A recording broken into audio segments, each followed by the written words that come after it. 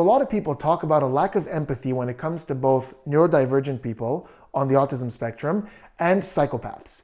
And although I could see how it manifests that way in both cases, there's a very important distinction, and to understand it, we have to understand what empathy actually is. So empathy is 3 stages that come together. The first is cognitive empathy. This is our ability to recognize someone else's emotional state, and very often has to do with reading nonverbal cues.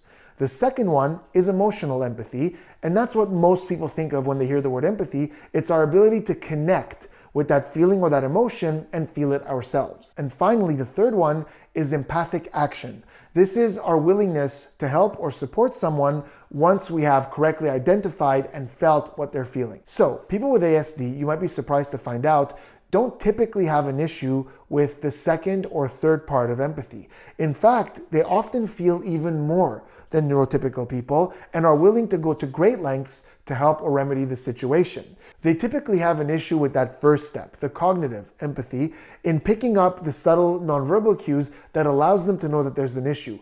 But once they do know, they could be shockingly empathetic. So the way I like to describe it is saying that somebody who has ASD is not empathetic is like saying that a deaf person in no way has the capacity to understand a movie. They can, they just can't hear it. But if you put the subtitles on where it's spelled out and they could communicate it right, everything's perfectly fine.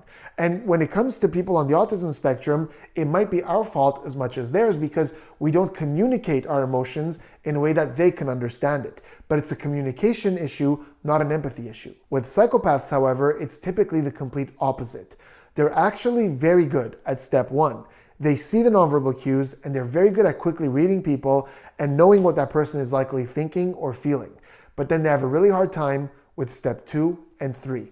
They could see it, but they rarely connect with it and are rarely willing to do something to remedy it unless it somehow benefits them. So as a result, it's not surprising that there isn't really a high correlation between ASD and violent crimes. In fact, a lot of research has shown that someone who's on the autism spectrum is more likely to be the victim than the perpetrator of a violent crime. However, there is absolutely a high correlation between being a psychopath and the committing of violent crimes.